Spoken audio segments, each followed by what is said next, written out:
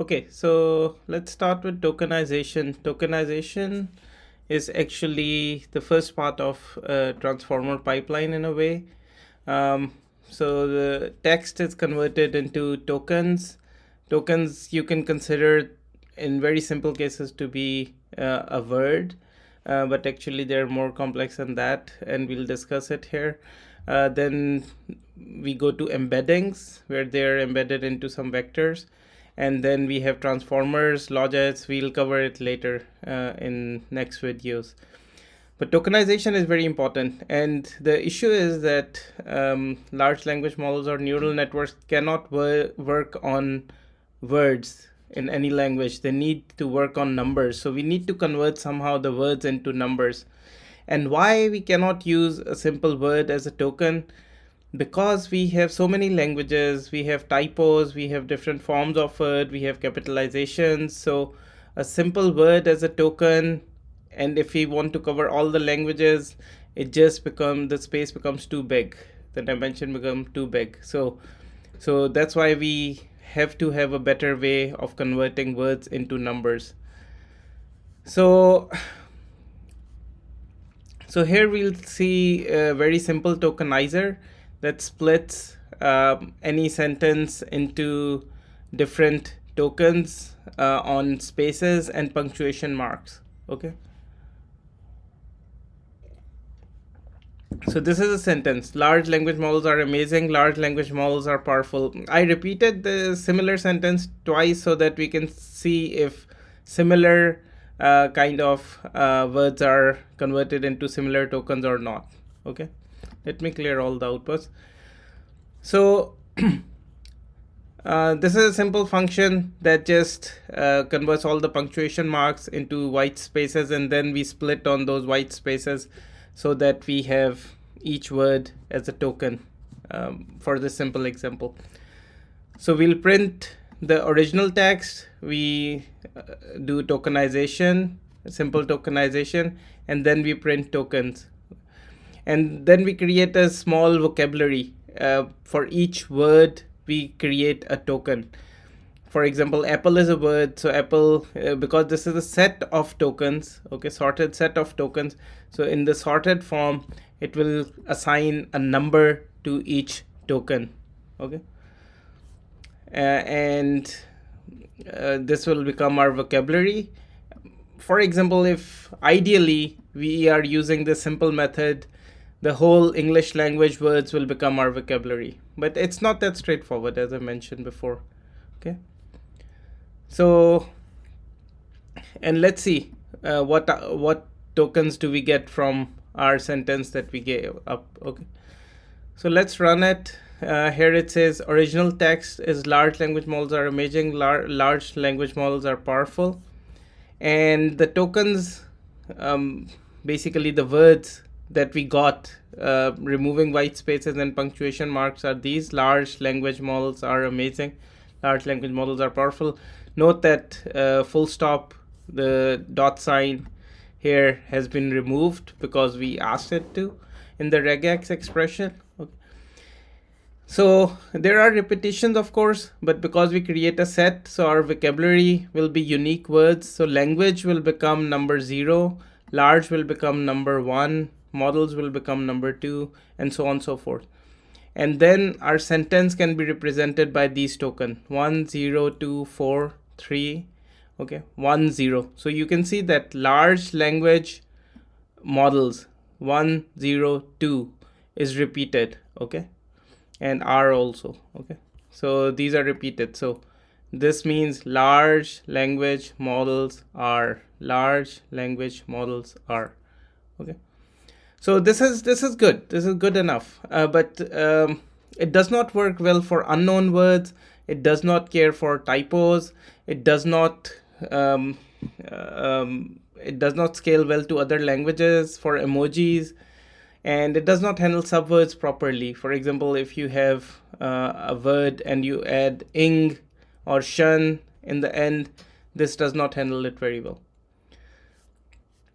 So let's look what a modern tokenizer is doing.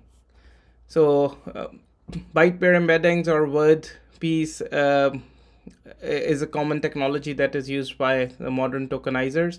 So let's see one of the tokenizer on that is available for you to use for free on Hugging Face. Okay. So tokenization can break a word into smaller tokens, also multiple tokens, or it can work either way. So token is independent of what the word looks like. Okay, so it's the tokenization is also learned or computed using some algorithm, and it's usually done before we train our large language models.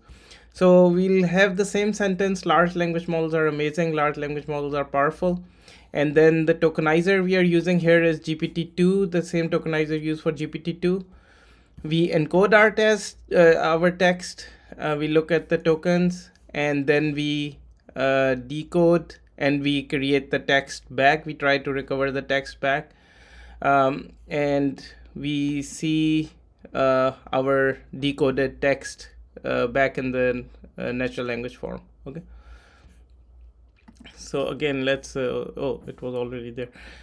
So now something interesting is going on. So we can see that we get this token ID, okay, for large.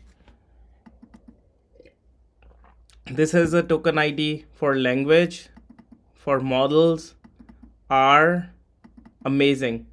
13 is the token for full stop or this dot, okay.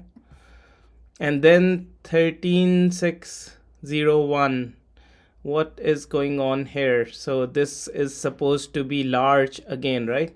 So we started with large language models are amazing, then again large language model. So why this large token and this large token are not the same? So one is 21,000 something, the other one is 13,000 something. The reason is that the space before the word is conventionally or traditionally considered to be part of the token, but here there is no space before this large. Okay, that's why it's a different token. It just maps to different token. Here there is a space, so it will just convert to different token. On the other hand, for language, you can see the token is 15,000 something, 15,000 something. For models, the token is again 32, 32. Okay. So, and when we convert, when we decode it back, okay, you can see that we get the tokens, and this funny G character, this shows basically the trailing, the space before the word, okay.